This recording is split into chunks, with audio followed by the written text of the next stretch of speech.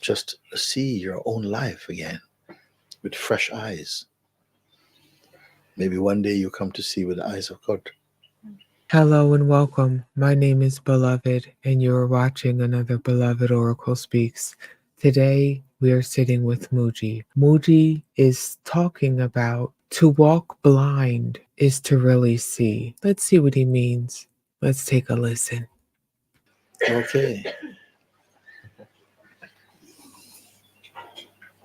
It's quite burning. A question. It didn't dissolve itself.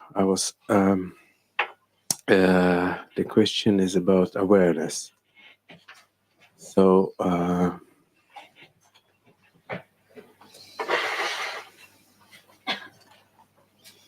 I become sometimes confused about what awareness is, because you cannot become confused without awareness. That's for sure. That's the point. For example, if I sit and if you sleep, you said? No, if I just sit and it's just nothing, like no thoughts, nothing, just seeing, hearing. But if I become aware of myself at this moment, it's something appears like something in this nothing. So it's the reality become disturbed. It's like it does not become disturbed. It's like you part think of the it mind. Disturbed. No, it's not disturbed. The sense of the person is disturbed, but the person is not the background. The person is not that pure background. Awareness is the background. Even background is not actually accurate, to say that it is a background, because then is it not also foreground? So to say it's only background, this is the trouble with the words also, because all words have a limitation in them. Awareness does not. It is not a concept. It is not an idea. It is not something that can be disturbed even. We are like the fishes in the ocean discussing about, where the water is or something. If I can put it like this, have you seen water? Have you really experienced it? No, I've only heard about it, but I believe that we live in it. And it is a source of our being, and it's always been here. And my very nature is water. Aha, nice philosophy. Blub, blub, blub. It's a little bit like that. And all of it is just in our minds. Only in the mind, which is our dreaming, functioning, can we conceive of these things, believe them, and believe them into existence or into our experience. And they become our experience on the strength of our belief in them. And so the obvious is obviously missed. The fishes in the water discussing about, whether water is a reality or whether it's our idea. It's a good metaphor. It just came up like this also. It's a good one because from right here, how it sounds when we speak about these things, I think it feels a very, very apt, sort of metaphor or example. You see, we're thinking what awareness is, but our very thinking is arising in awareness. And even if you say, I don't believe in awareness, it is still just an idea saying, I don't believe in awareness, arising in awareness. Like space. Whatever you see because of space also. And the sense of distance. You can perceive, There must be some separation, there must be some distance, must be some gap for you to perceive from the perspective of subject-object. There must be some separation, some gap, some distance or something. The only distance that there can possibly be, speaking about awareness, is the distance of a thought. That thought creates the illusion of separation. And then we agree, okay, there is this separation, and how to end this separation. All this is thought, you see. But then the mind said, but okay, we have to start somewhere. How do I get to It's like some characters in a book whose life has come to the end in chapter 4, just trying to say, yeah, I'd like to get into chapter 5. But can we do that without telling the author? The character in the book is coming to the end and saying, oh, it's finished, life finished in chapter 4. And he says, I don't want to leave the story. I want to be in chapter 5 and chapter 6. But, can you help me to do it without the author knowing about it? And the character saying, yeah, I think I know a way. And the author knows nothing about it. It's not possible, is it? Just amazingly shows up in chapter 7. And the author said, but I never write him this character. I did not pick it up. And the character in the book is going, it's not possible. We are dreaming all these things. But how to convey this when there's such a strong belief in our autonomy and personhood, and the autonomy, the personhood seems like it's the fact of our being and not a fiction. It feels like this is a fact, and right now awareness is the fiction, basically. No, it wasn't from the person perspective. It's maybe I just didn't put. It's like alertness is there, kind of vigilance, but there is nothing to know, because awareness implies knowing something. No, I don't know. No, so there is no knowingness cannot be attributed to awareness actually as an absolute example. No, knowingness, you see, knowingness itself is known, is also perceived. It is not a pure function of awareness to know, because to know means other, means two. You see? And what can that which is totally perfect, infinite, all-pervading, omnipresent, what could it want to know? What could be other than itself for it to want to know or even admit to a separation? All of this can only appear inside its own dreaming. This is why the whole concept about dreaming came in, that because the reality is one, total harmony, never two, that the only way it could achieve the sense of two-ness was to dream it, was to imagine it. Another way of saying dream, because it cannot actually do it.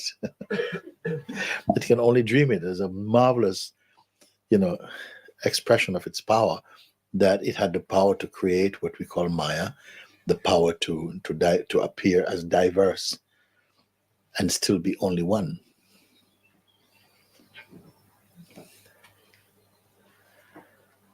Including ourselves. We are also mini creators inside this great game, because also in one body, somebody call you uncle, somebody call you father, somebody call you son, somebody calls you cousin, somebody calls you, friend, somebody call you enemy, somebody call you employer, somebody call you employee, somebody call you idiot, somebody call you wise. And to each of these roles, you respond completely appropriately without thinking about them. And yet at the same time, you're none of them in your heart, you haven't done these. What's a uncle?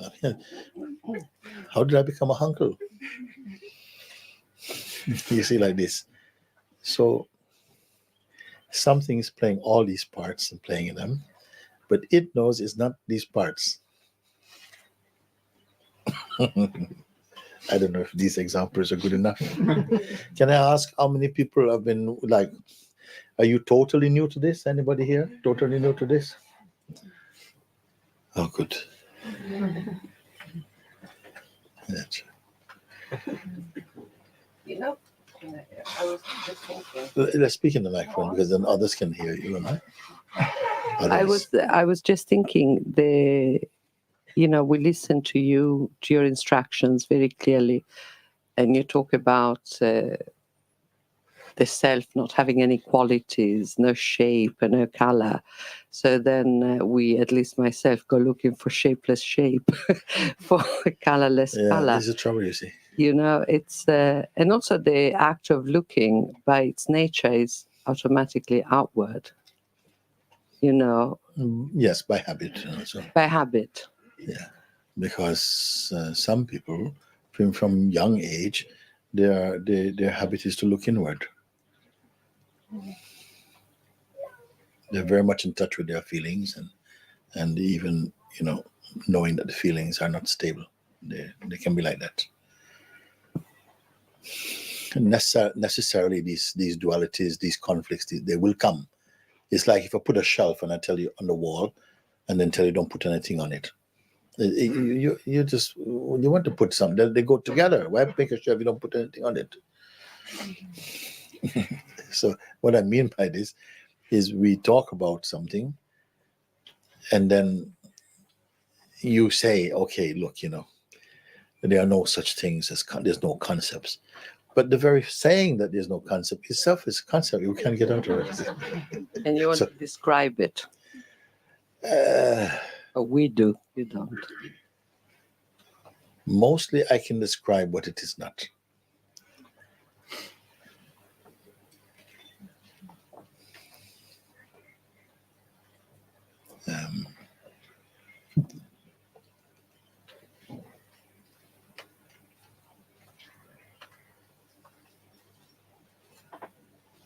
You see, actually, perhaps the most pure way of sharing this is in total silence.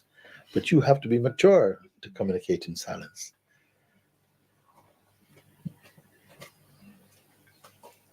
You see, if I just say another word about this, because you have to get ready, that, you know, in silence is the purest way, in a way of communicating this.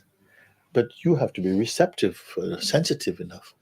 You see, because our training says, no, our way of communicating is with words. But we are communicating multidimensionally.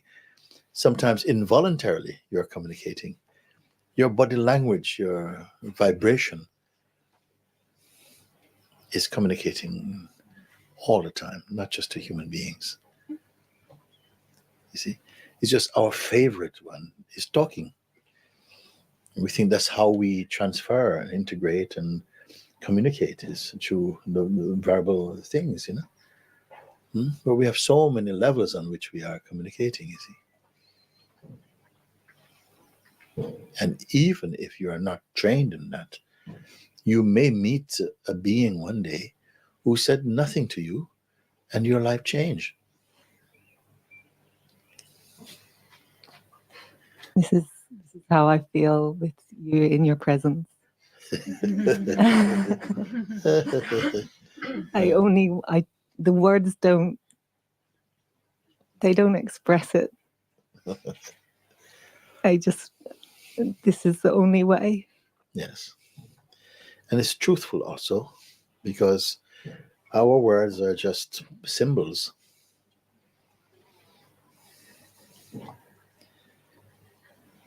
We are, as I said earlier today, we are very intuitive beings. We are sensing life, but we are so much trained now to use the mind and to rely on the mind to understand things, and in its own sometimes awkward way, and especially the mind functioning on behalf of the sense of personhood, even more contaminated than that is, as a way of understanding each other and meeting and knowing and like this. And but on an energetic level, we are responding to each other all the time. How you may meet someone and like them without having a conversation or something. This morning I was given an example. There are some blind people, physical blindness, no, who can meet you very profoundly and know you through your vibration, through your feel. without seeing. Seeing, we treasure seeing so much because we feel that without it, that it is the great introducer to the world. But there are beings who can sense your presence and sense your inner quality and light, but they're not able to see you physically. Even without touching you, touching your body, they very good, thank you, and they can relate. We are not able to do that because we are somehow spoilt by using our minds as the chief means and tool of knowing the world, so to speak.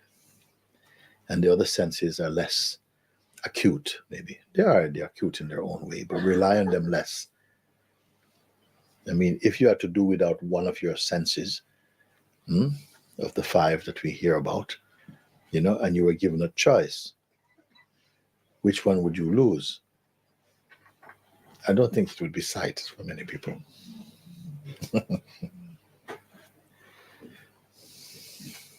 Or taste.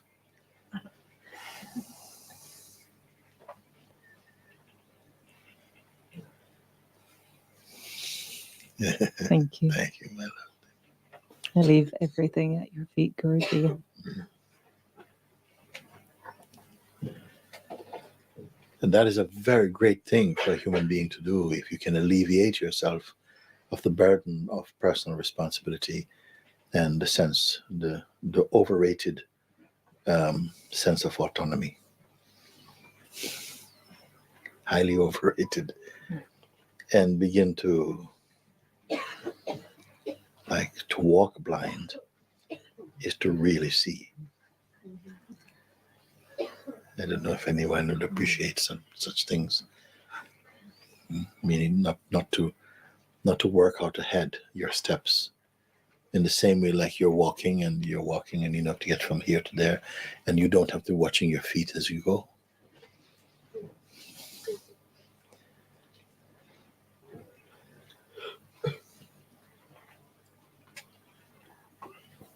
But if you were not able to see, you would have to develop your sensitivity very quickly.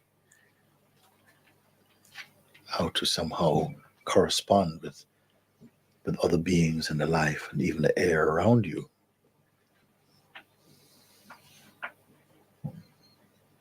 I saw recently one report, a film about one.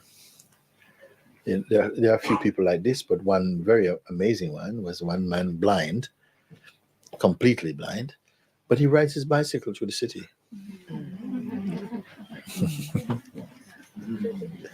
Whoa, he can't be blind, totally blind physically. And he's able to, just by and seeing where the reflection come back, he knows where he is. He can feel how close he is to some object. But riding a bicycle,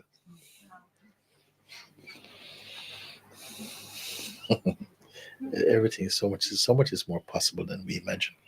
You know about a musician, there was a documentary about a musician, also a musician who can't hear, and yet she played the most exquisite music, and she's deaf? No, deaf. Yes. Always deaf? Yes. She was born that way.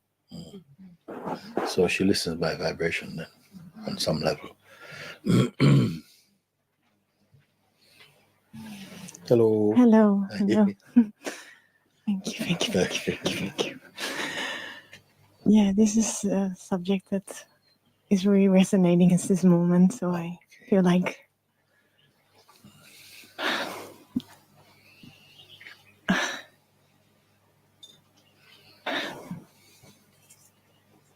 this is the feeling that my eyes are covered and that my hand is held like a mother or a father, and I'm just following. Say again? That my eyes are like covered for my idea, and that my hand is held like a child is with the mother or the father, and that I have no idea where I'm going to, but I have so much faith Yes. So much faith. Yes. Like a child with a mother. Yes. Fortunate are you.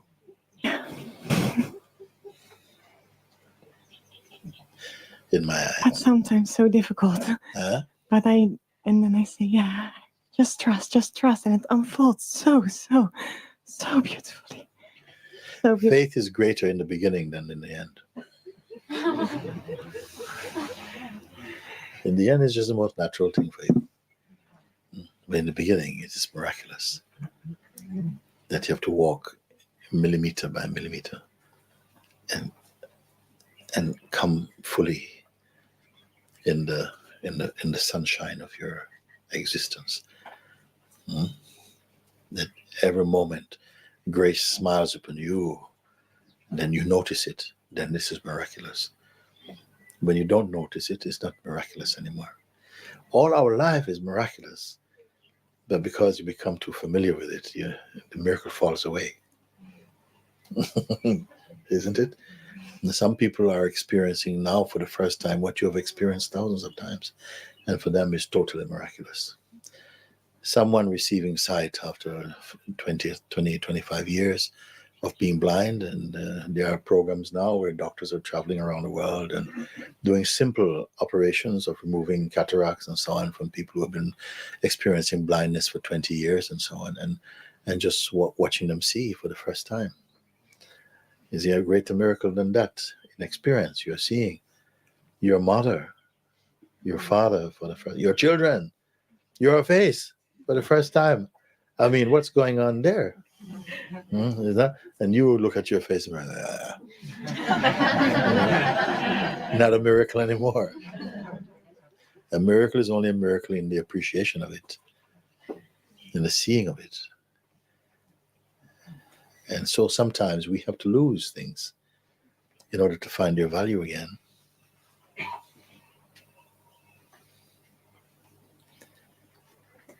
If your life was always full of beautiful things, you would have no appreciation.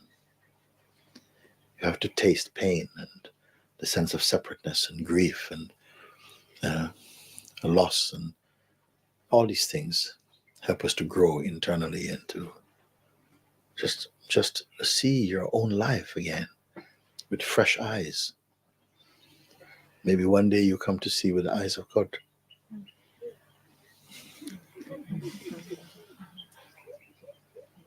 Guruji, and I really feel this Wait a minute. strong feeling to stepping out of my life. Yes, yes. And I really don't know what's going on, kind of, and not thinking about that. Yes. Because you told me, look now, just not to get involved with what I'm seeing. Yes. Wow. Yes. It's kind of. Yes. Yes. Because sometimes the mind is just kind of polluted. The things are not polluted, but the way of seeing them become polluted. The mind in its psychological expression can become like that. Makes everything dirty. And your world shrinks and shrinks and shrinks until you find yourself standing on 1 square foot of earth. Nowhere to touch. Everything you've made dirty. Even this is a blessing, because it can only shrink into a new chapter. Thank you so much. I'm just, even in the worst minutes, I'm like, thank you, because with Guruji, like we have, it's impossible to be weak. Yeah. Like you're getting stronger. Yes. It's impossible to be weak, because everything, why wisdom means whatever situation, whatever circumstances come for you, you're constantly growing, you're expanding in consciousness with everything, bitter and sweet. And blessed is that life that begins to see like that. Then nothing will overwhelm you. But to be overwhelmed, it has its place. You may have to taste being totally helpless for a bit, to taste what it feels like. To be totally helpless, nothing you can do. You have no more moves left. You run out of moves. The only thing left to do is just to vanish. Maybe your greatest move. But you don't know how to do it. And my husband and my sister, I'm so sorry, I have to tell, they send in all their love to you because they cannot be here in physical presence. They love you, love you, love you, we love you. I don't know. So thank you so much. Thank you. It's so good.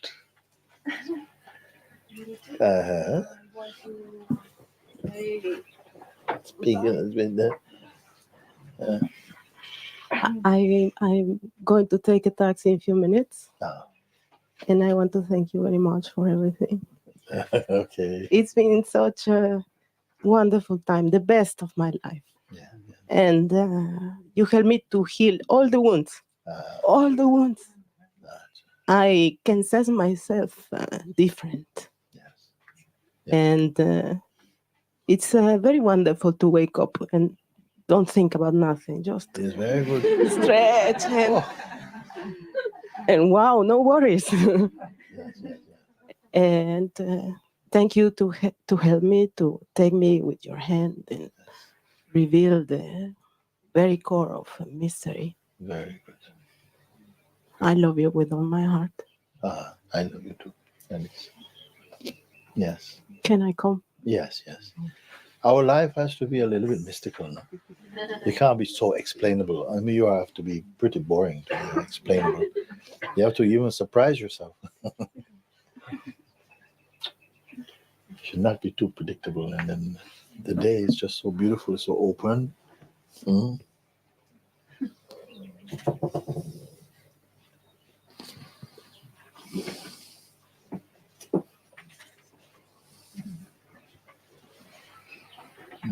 So good.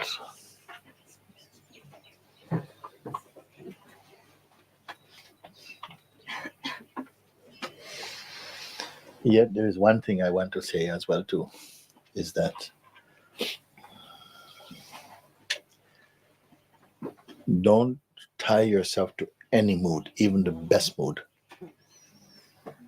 You see, if it's because it's only a passing, you know, also. You say, oh, I'm feeling so great. It's so fantastic. Thank you. I say, yes, it will pass. It will also pass.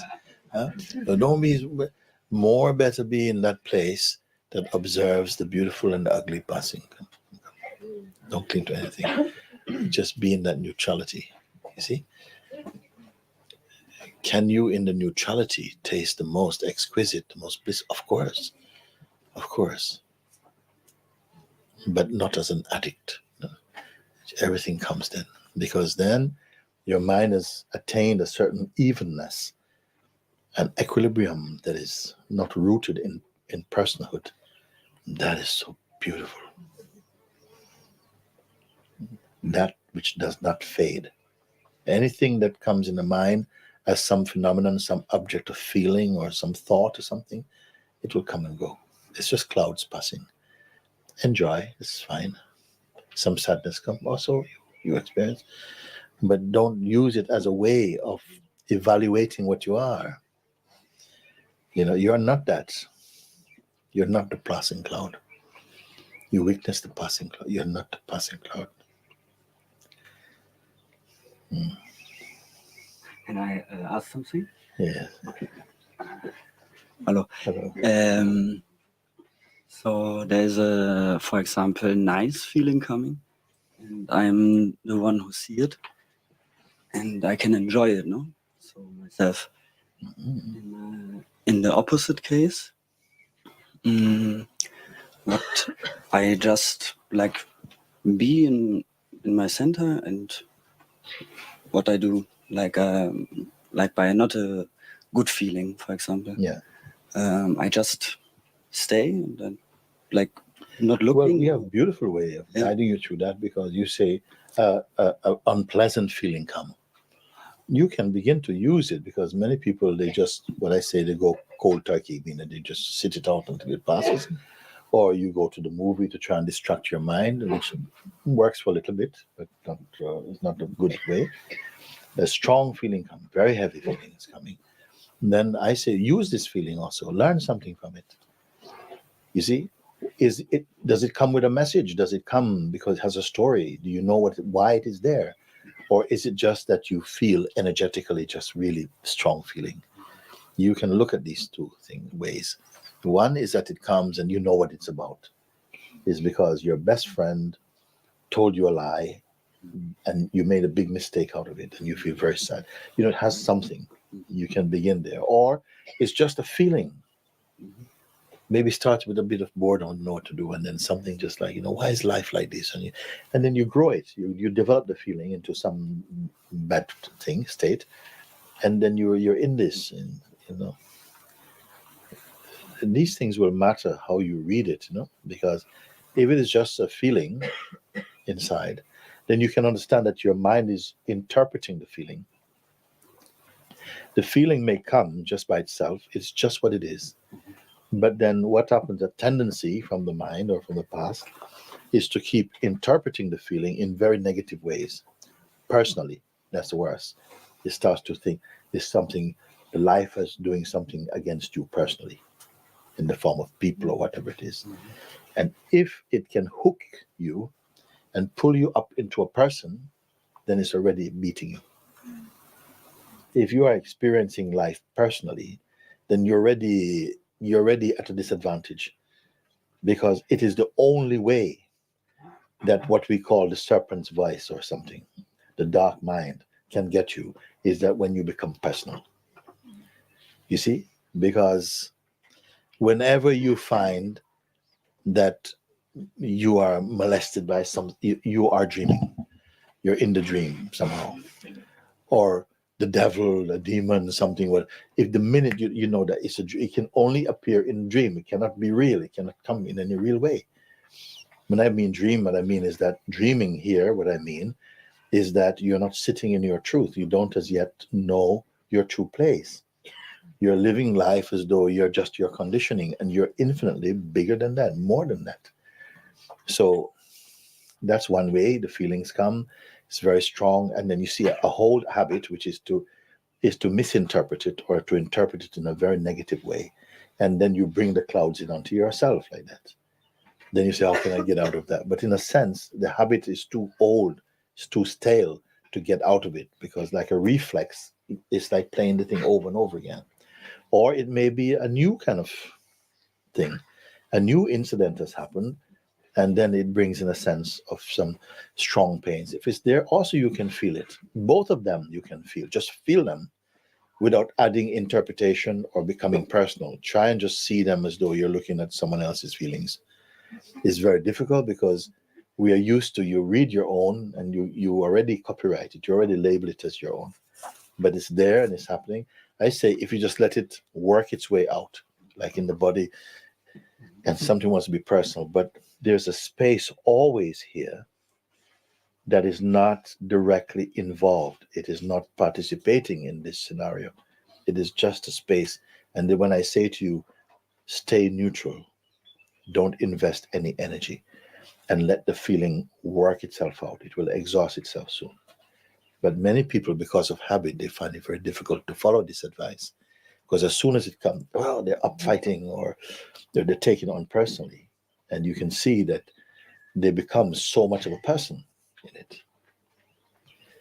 The feelings, they come also for a wise person, a sage even, it may come. It cannot grow because it doesn't have the soil of the attention, the identity, or the belief. They're not interested in it. So these forces, they weaken because they need you to connect. You see? So it's like you put on your computer, and the screen flashes up, and then, you say, don't log on. If you log in, you're in, and then you're in the game. Can you not log in, you see? And something is there at first, and even this is something you can perceive. You're even earlier than this, even more pure even than your first reaction. For For me, it was always very clear to know that I am not my feelings, because I feel it, and I can even localize it feels like there's a point in the body, no, where you can feel the feeling. Yes. And then, but then you feel in it, and then you feel like, okay, it's just there. And then sometimes you feel also it goes, no, like outside of the whatever aura, energy field also. And so for me, is if I have a strong feeling in something, or let's say emotion, so it's possible to locate it in the body somewhere. So will it also be the same for thought, that you recognize a thought is just another thing seeming to suggest something, or calling you into play or something? Would you see like this also? If it's the same for me with the thought, yeah.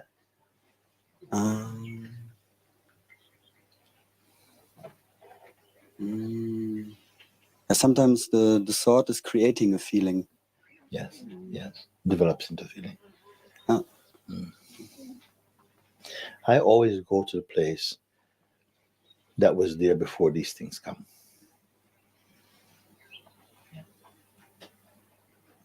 And there's no story there. There's no incident, there's no event, nothing's there. So when these play come, I know they're just shadows, they're just a play. And over a bit of time, a little bit of exercise, a little bit of practice, you just come to see that, but it's nothing. It becomes really even ridiculously nothing. But with belief, you can make even the most silly thing torture you.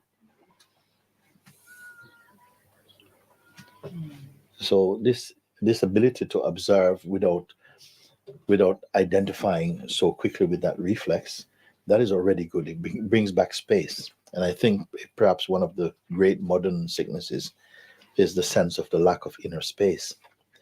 The people's life become too claustrophobic. There's too many things to do. There's so much things going on, and they have not found their center.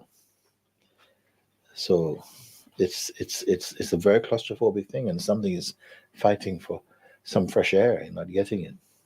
You see, we have to taste that too for a while, but you shouldn't have to be tasting that all your life. You can come out of it, because all beings are compelled somehow to evolve.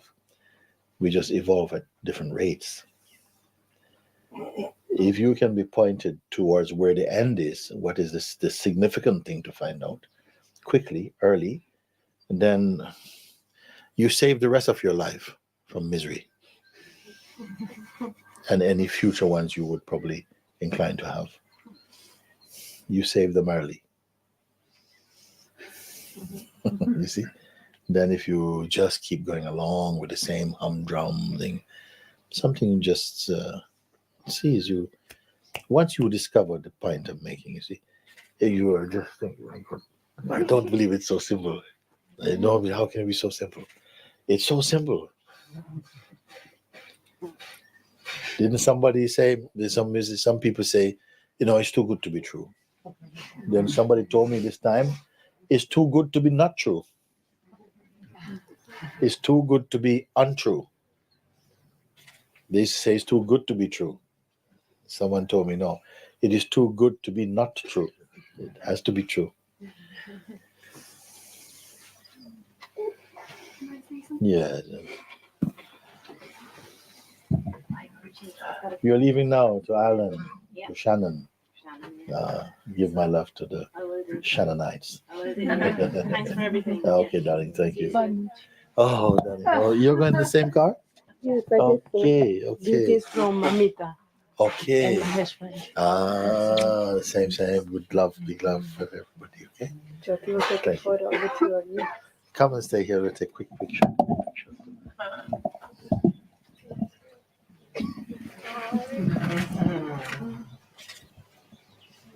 It's good. Yeah. So good.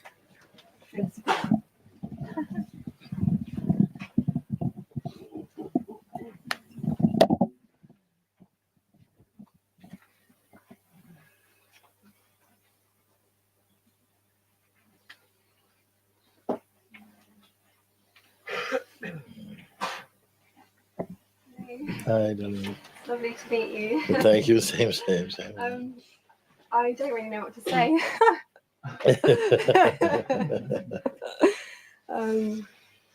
I have come from England, and it's my first time meeting you. Yeah. And it's my first time meeting you. And I only recently found your teachings. Yeah. And since being here, I've just, such a space has opened up inside of me. And it just feels, I mean, sometimes it's beyond words, and it's so special here. Yeah.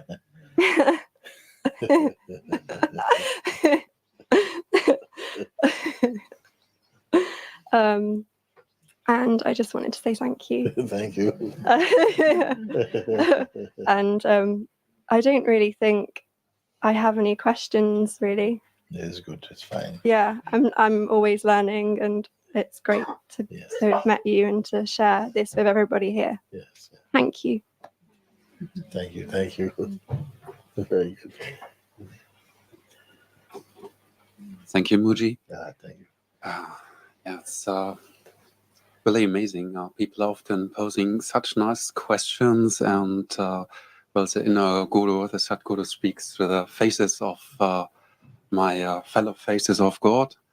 But to my surprise, I actually happened to find a question in Zimmer where you were talking quite a lot about the mind, how it works, and about consciousness. And when I was walking back to the lodge, a big feeling came, well, whom is he actually talking to? Because, there's the mind, there's the consciousness. You cannot command mind, and it won't obey, and you cannot tell anything to consciousness what to do. So whom are you talking to? Yeah. Is it now a koan where there's no answer to? And sometimes I feel like, yes, it's like the questions like, what is the clapping of one hand? It is much simpler than that. It's not a koan in that way. It's much simpler than that. And it's good that you ask, because you give me opportunity to say. Because, there are many people who speak these things, kind of a sort of very clinical advisor about these things. There's only consciousness, and there's like this, and the mind does not exist. So who is speaking about this? I'll tell you who is speaking, who it's speaking to also. The consciousness somehow, in order to manifest itself, first it needs a body in order to enjoy or taste experiencing. And with the body, some identification with the body comes. The consciousness is not actually the body, but it functions inside the body. And when it somehow identifies with the body or paints a portrait of itself as a person, which means I am the body belief came to it, and there's no one who was born who never thought that they were the body at some point. Okay, when the consciousness embodies itself in this form or any form, it tends to identify with that form, and in the belief I am this form, and then subsequent to that, whatever conditioning, such as I'm a woman, I'm a man, or whatever, based upon the form, and also whatever kind of conditioning came in through cultural conditioning or environmental conditioning or whatever religious conditioning, also becomes, it's necessary in some way for the consciousness to identify with some structure, with the body. Then it can begin to build a sense of a life on it, of a sense of personhood, a sense of identity with it, and it has to taste this identity.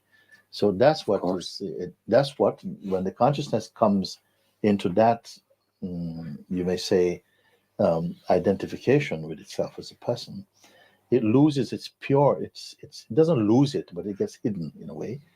That purity that is there and still is there, and it gets substituted somehow with like an overlay of this identity of being a person and so on.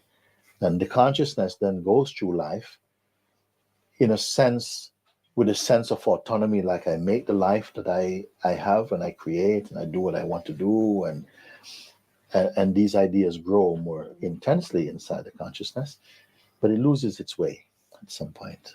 And I call it a good fortune when it begins to search, because for a while it takes on a kind of arrogance of feeling, well, I don't need anything from you or you. I do what I want and so on. And but at some point, it becomes open to receive guidance, and to even be open to receive guidance is itself a state of evolution, of evolving to a state where it needs to it seeks help even. Yes. That I do understand, and I experience it with myself. That my question comes from the other viewpoint, and maybe it's a little bit over conceptual, and maybe it makes up a wrong duality between mind and consciousness. It's just, whom are you talking to then? Of course, if consciousness wants to experience, if this divine Leela happens to unfold, and it gets lost a little bit as a part of the game, and wants to play hide and seek, and wants to be found again and find itself again. Okay, but whom are you talking to then? So you cannot talk to the mind, which is... No, because the consciousness... The opponent? No, the mind is actually not the opponent.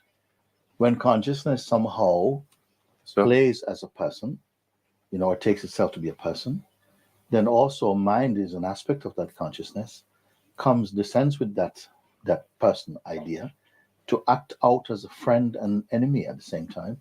And it's very much needed, in fact, for a while for this game to be played, that consciousness will sometimes, in a state of what you may call hypnosis and believing that it is its own projection, it will sometimes go with the mind's projections and accept them. And sometimes when it gets frustrated with that, it will search for answers somewhere else. And finally, it will collapse, yes. But are you talking, if you give us advice, are you speaking with the mind? Or, I'm speaking with you.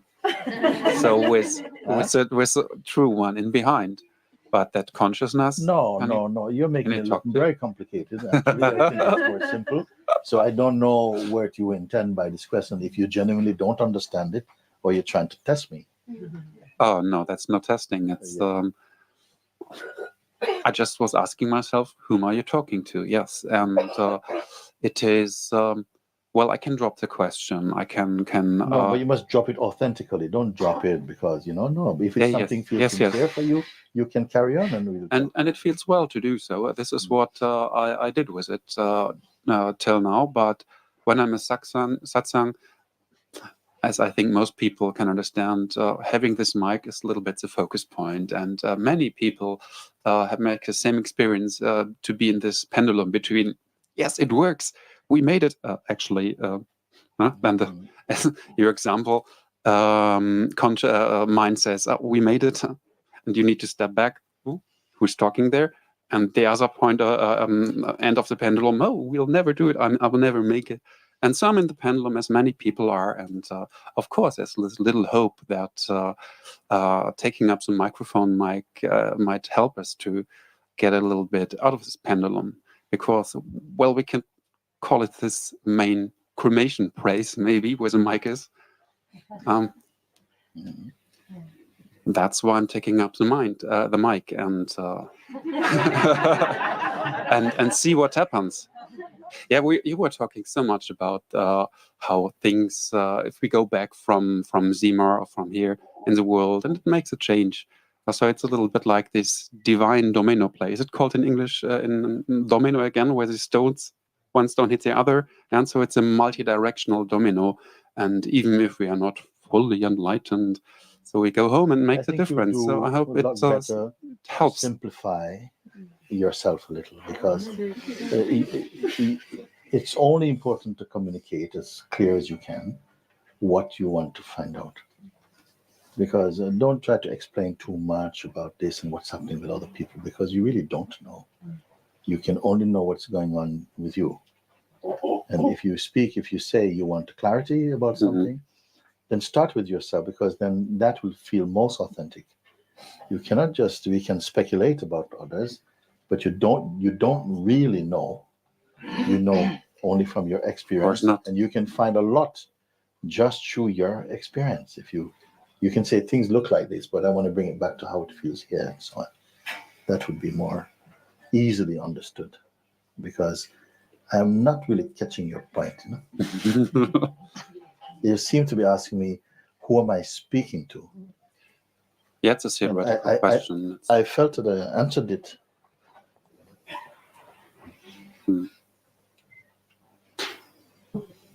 You can, if I say to you, consciousness is speaking with itself. If I say, as I do sometimes, that there's really no real dialogue, it is all one monologue, and that actually is consciousness, when it diversifies itself into the sense of I and otherness, then it's speaking to the sense of otherness. But when it is truly aware of itself, it knows that that otherness is not other than itself. Would that mean something to you? Yes. Oh, well, I can understand it. Yes. And feel it. Yes. Well, still, it's not a question, but maybe that it can't be answered. So it's an answer as well, which I get. Maybe you think too much. Maybe you are too much of a thinker. Because that's right. In what really works is when something is genuinely, even if you're confused by something, you can say, I'm confused by this, and really I would like some clarity.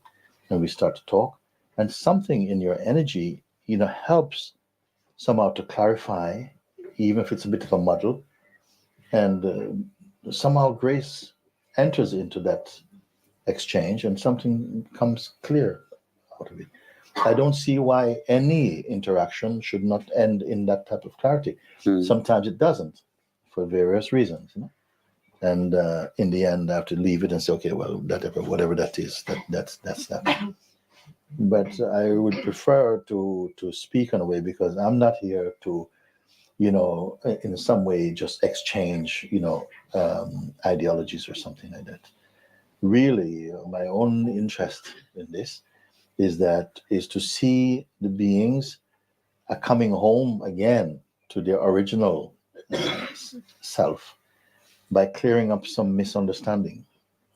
Not by, because there are many people who have a feeling that they've got the understanding and look, but when they speak and when they seem to share things, it's all muddled up and over sophisticated or something in this way. And I think, I would not encourage anybody to go down this road.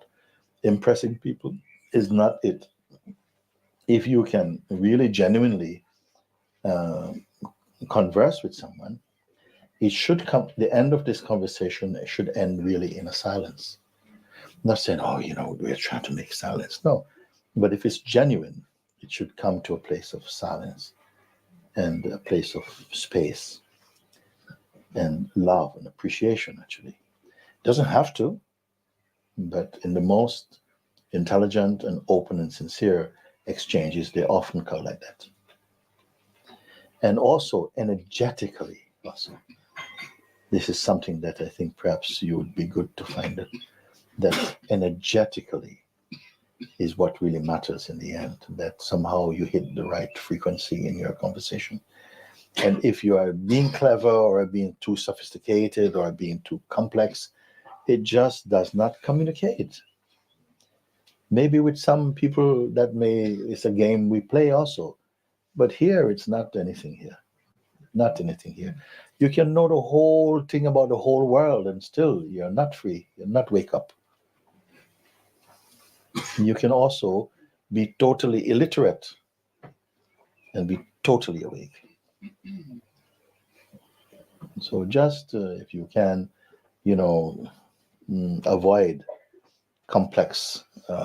If you are in a state where you're confused, then your talk might appear to be complex. But generally, it would just convey a kind of confusion. When a talk becomes complex, it's usually because people think too much. They've read too many books and they've not understood. And then they believe that they've understood. And then when you try to convey, it just has it has no life in it, you see? And we are living beings. Your words should be alive also, come from a place that is, alive. Even if you're confused and you're searching, that's life. Because you're searching for space, for openness, for truth, for resolution. It has to come across like that. Thank you.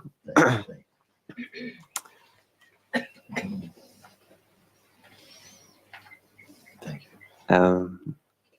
I'm not quite sure how where's this absolute. You're not quite sure what? I'm not quite sure when I'm like in this absolute awareness kind of state. Because usually I was always making it fixed like on the way I perceive the world. Because sometimes I see myself in everybody like now, and it's like really tangible, like I really see myself. And sometimes it's more like that the perceiving of the world is like it's a dream, and I'm like also in the body walking in the dream. And then now a third type came in where I'm like, where everything is kind of an illusion and my body is walking in it, but I'm not in the body. And then there's like sometimes in satsang where it's just like empty, but the perceiving is normal, like in the personal mode, but there's nothing in the head. So I don't know, how do I know which one is true? And then I was thinking about that, and then I saw a satsang where you said that all the types of perceivings should be kept open the same way, like the concepts we used to talk about it should be like flexible. But then how do I know? Actually, how you know is that these questions won't be there. And these kind of interests would not be there. The mind, self, all these categories will not be there. This mind and consciousness and absolute and all these things will not be there. Everything is completely come to stillness. And it doesn't fluctuate. It's not like that on Monday and Tuesdays, but Wednesdays change. It will always be the same. You can speak from different levels as is appropriate to the needs of the moment when you encounter beings, without even knowing beforehand or no practice. Just in the immediacy of meeting, something strikes an accord. It strikes the right level, and they communicate, because it's not coming from the person, not coming from the person's experience. You see, the so-called person's experience is not coming from there. This is why you would be totally empty of any kind of carrying around any knowledge or the feeling that you have any knowledge at all. You're just like a space inside, and out of the space, whatever is needed in the moment, whatever is appropriate to the moment, manifests spontaneously, and it satisfies the needs of that moment. When it has exhausted its expression, it goes back again into complete emptiness. But the emptiness did not weaken or grow bigger. It's immeasurable, you see. And such is the natural state, and it's a natural state for everyone. But what happens is that a lot of importance has been given to our culture and the belief in ourselves that we are these tangible entities, and that is a fact. And there appear to be a continuity to our sense of self, but that continuity is not really about the person. The continuity is really about the sense of presence. It is more enduring, more consistent than the effects appearing in it. And the person is really a very unstable expression of consciousness. It's always fluctuating. It is really buffeted by moods, and so many different things are contributing to the way in which you experience things. That's the nature of the person. The real step in spiritual evolution is the shift that takes place from person to the state of presence, person to presence. Person is a very, you may say, a very fickle entity, unstable. We make promises we cannot keep. We imagine things, but they are far less. or whatever it is. It's a very unstable. And you see this much more clearly in this type of environment. The mind is not, you may be in a city, you don't know that what influence you're living under from your mind, because it's so integrated. But when you come into an environment like this, then the mind starts to, it's like bursting like popcorn. You just see how, look, it just seems so silly. You say, wow, that you're carrying all these thoughts and they come up like this. And of course, it feels sometimes very turbulent for some beings, and because they give so much importance to the mind. You imagine your mind to be deeply valuable for yourself and so on. And then it feels really disappointing that this is going. And what it does, it just starts to blame the environment. Look at these people and these bloody compost toilets. I mean, and then it's gone. It will go. So those who stay, they must go through something where they endure a bit of this, but they know underneath this, intuitively, they know that they're in a state of auspiciousness. And so they overlook the little nonsenses the mind brings up to kind of throw you off track. And they stay with it until gradually something begins to stabilize. And as they stabilize more, then the real perfume begins to come through. The perfume of silence and stillness and the sense of that spontaneity and this lightness of being. And these start to come. This is the more true perfume that comes from this flower of pure consciousness. But the flower no one can find. You see? And gradually you stay in that environment. You're beginning to appreciate it and to love it. And the more you love it, the less you are of you as a separate entity. One day you'll search, who really am I? And nothing will be found there.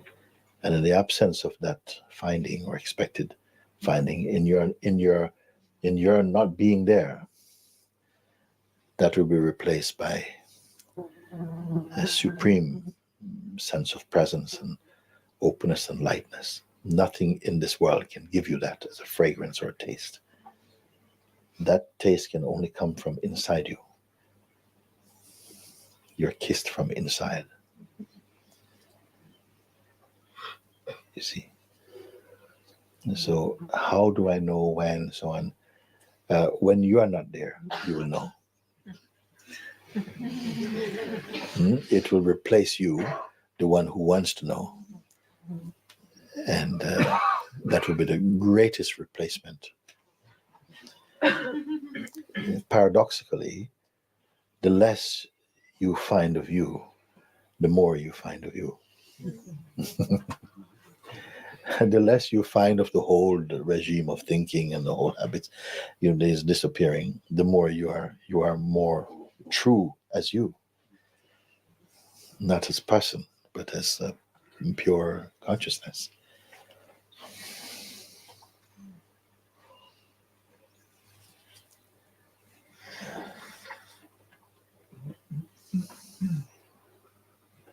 And I don't want to speak about this in a kind of futuristic tone, because even as we speak, if it resonates in your heart, it is already taking place. I would not say to someone, look, if you follow this for the next 3 months, I'm not telling you this. Why? Because I'm totally, I don't even want to say sure, because it's not a belief. You see, I don't know what the word is to say. Maybe I'm sure, or I know that you are this.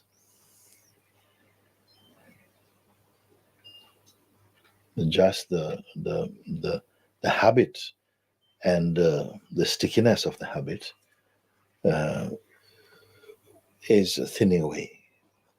The more you are in the presence, the more you are enjoying, or even not enjoying, even struggling, and then feeling. Some people speak about this intensity of the oscillation when the attention swings into the heart, and how we feel totally blessed and so happy and complete, and also so full of joy and gratitude and singing.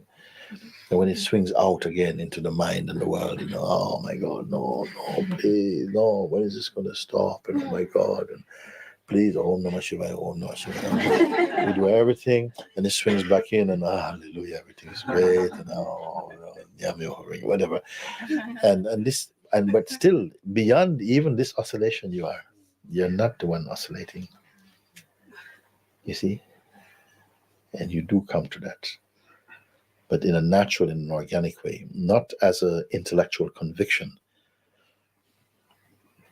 And this is where it is rooted out. All ego is rooted out.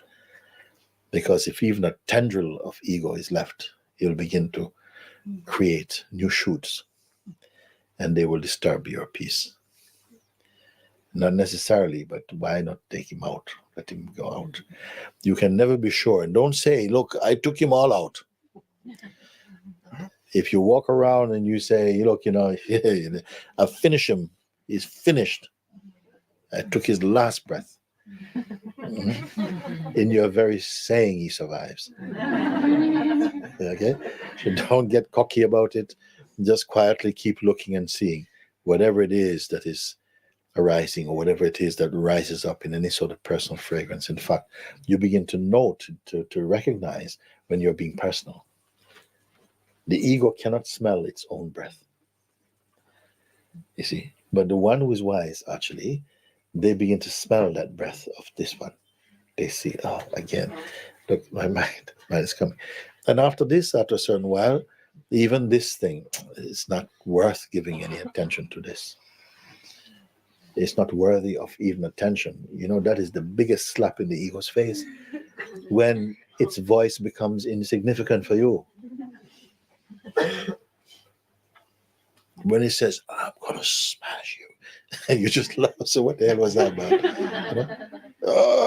Then he explodes and vanish.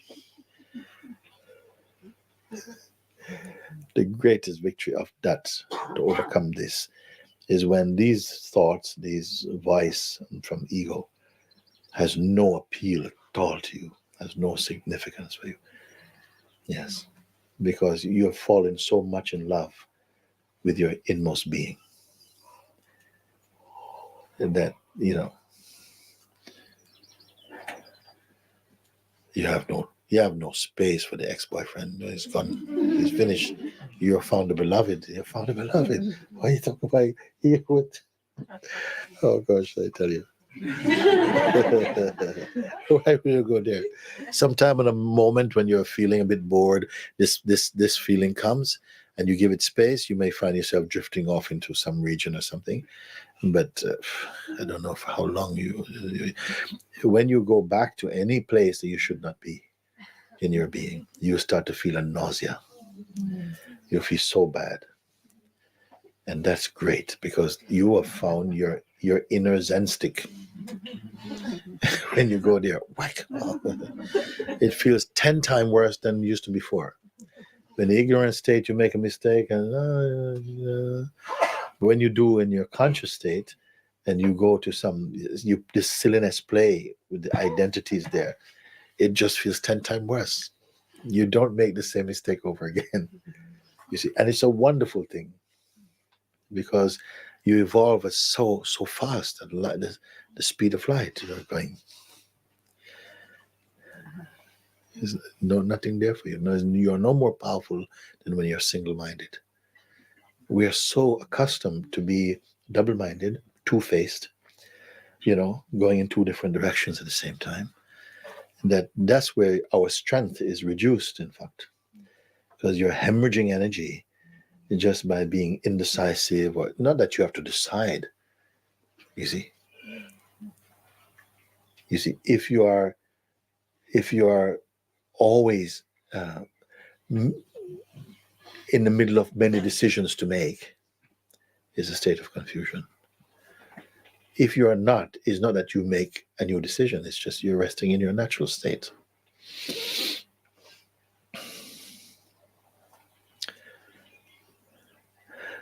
One time I was asked, about where in London I've lived. And this thought came in, and I started to just go through.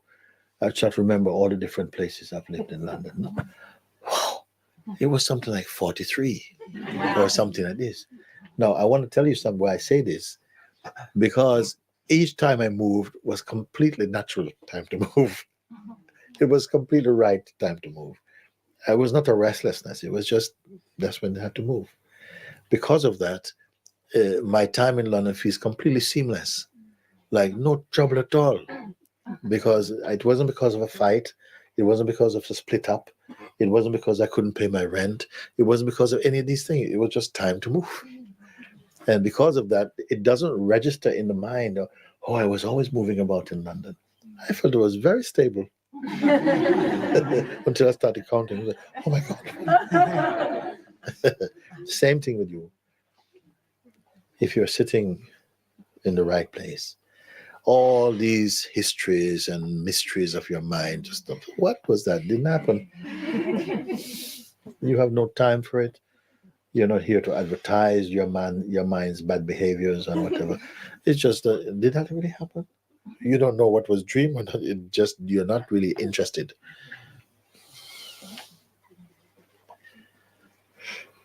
You're not interested in having a life.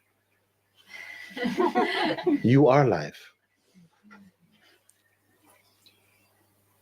And in the instant, life as it unfolds is appearing in you, and you're the witness of it. But not with any deep interest. Everything feels much more light, more playful. What becomes profound is your peace feels profound. Your inner joy feels very profound. Your storyless joy. Your storyless happiness. Your unreasonable bliss. Your unexpected joy.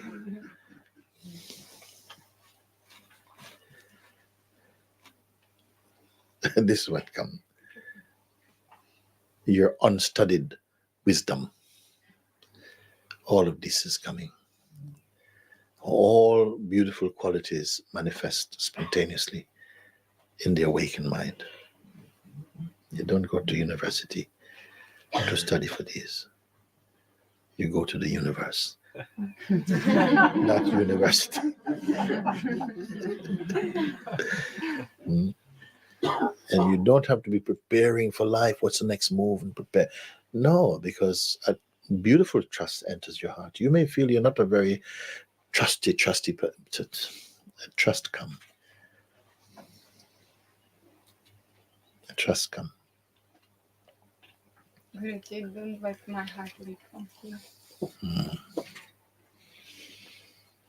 Yes, because you have found life. When you find the life, the true life, then your prayer might be, don't ever let me leave this place. You may say like this, because sometimes we doubt a little bit. A wind comes and if you're the ego, you cannot stop your mind. It's like trying to stop your mind when you're the ego is like, I say, trying to stop the wind dressed as a kite. Understand? You're gone. Okay. But when you are in your own heart, the wind come. Why you find wind? Let him flow.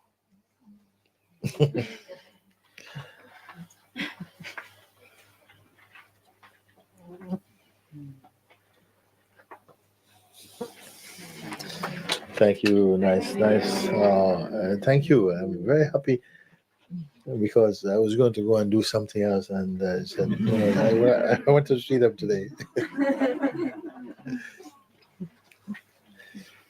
And now I thank you for allowing that we meet each other a bit, no? That feels good. Thank you very much. Very good.